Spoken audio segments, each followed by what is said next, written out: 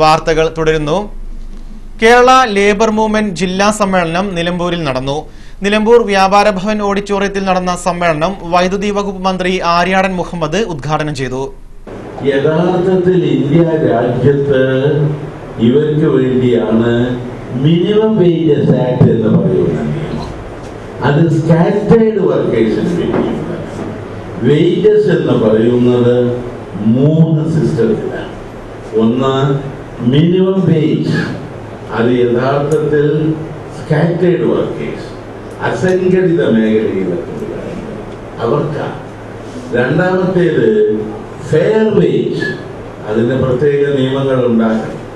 നമ്മുടെ സംസ്ഥാനത്ത് ഒരൊറ്റ മേഖലയിലെ ഇന്ന് ഫെയർ വേജ് ഉള്ളൂ. സമ്മേളനത്തിൽ KLM സംസ്ഥാന വൈസ് പ്രസിഡന്റ് സെബാസ്റ്റ്യൻ പാലംപറമ്പിൽ അധ്യക്ഷത വഹിച്ചു. ഡയറക്ടർ ഫാദർ ജെയ്സൺ വടശ്ശേരി ആമുഖ പ്രഭാഷണം നടത്തി. ബത്തേരി രൂപതാ വികാരി general reverend father Varghese Thanikkakuzhi മുഖ്യപ്രഭാഷണം നടത്തി.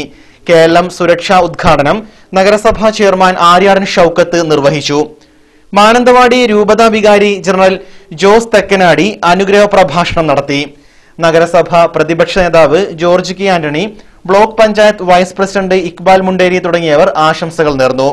KLM Kozhikode director father Sebastian Karakkad സ്വാഗതവും MI തോമസ് നന്ദിയും പറഞ്ഞു. പൊതുസമ്മേളനത്തിന് മുന്നോടിയായി നടന്ന സെമിനാറിൽ KLM സംസ്ഥാന ജനറൽ സെക്രട്ടറി ജേക്കബ് ലോറൻസ് വിഷയം അവതരിപ്പിച്ചു. ടിക്കറ്റ് നൽകാത്ത ജില്ലയിലെ സ്വകാര്യ ബസ്സുകൾക്കെതിരെ നടപടിയെടുക്കുന്നു. ഇനി ഇത്തരം ബസ് സർവീസുകൾ പിടിക്കപ്പെട്ടാൽ 5000 രൂപ വരെ പിഴ അടയ്ക്കേണ്ടി വരും. മാസങ്ങൾക്ക് മുൻപ് ട്രാൻസ്പോർട്ട് അതോറിറ്റിയും കളക്ടറും ചേർന്ന് നടത്തിയ യോഗത്തിലാണ് സ്വകാര്യ ബസ്സുകളിൽ ടിക്കറ്റ് കർശനമാക്കിയത്. ഇതിൽ ബസിന്റെ നമ്പറും ടിക്കറ്റ് ചാർജും യാത്ര ആരംഭിച്ച സ്ഥലം മുതൽ യാത്ര അവസാനിക്കുന്ന സ്ഥലവും അടയാളപ്പെടുത്തണമെന്ന നിബന്ധനയും പുറപ്പെടുവിച്ചിരുന്നു. എന്നാൽ മേഖലയിലെ ദീർഘദൂര ബസ്സുകൾ മാത്രമാണ് യാത്രക്കാർക്ക് ഒരു പരിധിവരെ ടിക്കറ്റ് നൽകി പോന്നിരുന്നത്. ഹ്രസ്വദൂര ബസ്സുകൾ ഉത്തരവ് ഇറങ്ങിയ അന്ന് പേരിനു പോലും ടിക്കറ്റ് വിതരണം ചെയ്തിരുന്നില്ല. RTOയുടെയോ പോലീസിന്റെയോ പരിശോധന കർശനമാക്കാത്തതിന്റെ ഫലമായിട്ടായിരുന്നു ചില സ്വകാര്യ ബസ്സുകൾ കളക്ടറുടെ ഉത്തരവിനെ അട്ടിമറിക്കപ്പെട്ടത്. എന്നാൽ ചില സ്ഥലങ്ങളിൽ പോലീസിന്റെ നേതൃത്വത്തിൽ ടിക്കറ്റ് പരിശോധന തുടങ്ങിയാൽ മറ്റ് ബസ് തൊഴിലാളികൾ വിവരം കൈമാറുകയും പരിശോധന സ്ഥലമെത്തുമ്പോഴേക്കും എല്ലാ യാത്രക്കാരന്റെയും കയ്യിൽ ടിക്കറ്റ് പിടിപ്പിക്കുകയും ചെയ്ത് തടി തപ്പുന്ന സമ്പ്രദായമാണ് നിലവിലുണ്ടായിരുന്നത്. ഇത്തരത്തിലുള്ള കൃത്രിമങ്ങൾ കാണിക്കുമ്പോഴോ ടിക്കറ്റ് നൽകാതെ വരുമ്പോഴോ ഒരു യാത്രക്കാരൻ പോലും ഇത് സംബന്ധിച്ച് കണ്ടക്ടറോട് ചോദിക്കാനോ അധികാരികൾക്ക് പരാതി നൽകുവാനോ മുതിരാതെ വന്നപ്പോഴാണ് മേഖലയിൽ സ്വകാര്യ ബസ്സുകളിൽ ടിക്കറ്റ് സമ്പ്രദായം തന്നെ ഇല്ലാതായത്.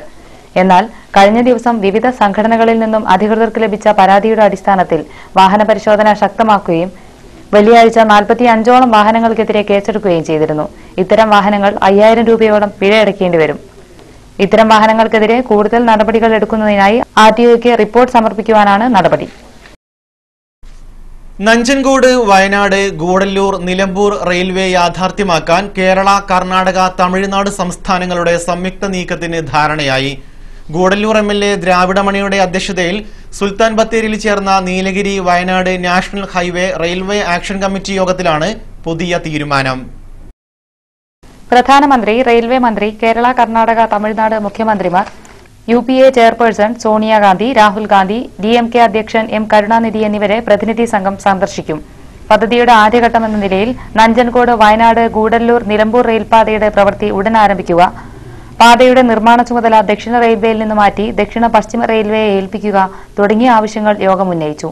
പ്രവർത്തനങ്ങൾ വ്യാപിപ്പിക്കുന്നതിന് മുൻ സംസ്ഥാനങ്ങളിലെയും MPമാർ, MLAമാർ, മറ്റു ജനപ്രതിനിധികൾ എന്നിവരെ ഉൾപ്പെടുത്തി ആക്ഷൻ കമ്മിറ്റി വിപുലീകരിക്കുവാനും ജനകീയ കൺവെൻഷൻ സംഘടിപ്പിക്കുവാനും യോഗം തീരുമാനിച്ചു. ഒരു നൂറ്റാണ്ടിലധികമായി സജീവ ചർച്ചാ വിഷയമായ നഞ്ചൻകോട് വയനാട് നിലമ്പൂർ റെയിൽപാത യാഥാർത്ഥ്യമാക്കുവാൻ അടിയന്തര നടപടി വേണമെന്ന് ഭാരവാഹികൾ ആവശ്യപ്പെട്ടു. സർവേയും പ്ലാനും പൂർത്തിയായ ഈ റെയിൽപാതയുടെ 1ാം ഘട്ടത്തിനുള്ള ഫണ്ട് അടുത്ത കേന്ദ്ര റെയിൽവേ ബജറ്റിൽ ഉൾക്കൊള്ളിക്കുവാൻ തീരുമാനമുണ്ടാവണം. സുവർണ ഇടനാഴിയെന്ന് കേരള സർക്കാർ വിശേഷിപ്പിച്ച നഞ്ചൻകോട് നിലമ്പൂർ പാത കേരളത്തിന് നഷ്ടപ്പെടരുത്.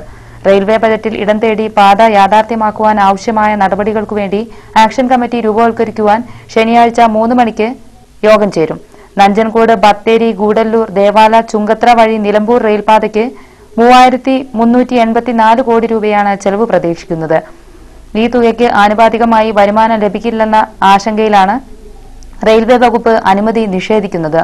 ഇത് യാഥാർത്ഥ്യങ്ങൾക്ക് നിരക്കുന്നതല്ലെന്നും 3 വർഷം കൊണ്ട് മുടക്കുമുതൽ തിരിച്ചുകൊടുക്കാൻ കഴിയുന്ന ആദായകരമായ പാതയാണിതെന്നും കണക്കുകൾ നിരത്തി ആക്ഷൻ കമ്മിറ്റി ഭാരവാഹികൾ ആവശ്യപ്പെട്ടു.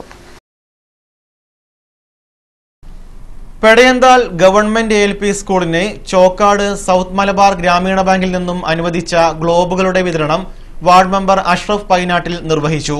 ചടങ്ങിൽ bank manager Veeravani, head minister Chinnamma, Abdul Karim master എന്നിവർ പ്രസംഗിച്ചു. ഇടവേള ഒരിക്കൽ കൂടി.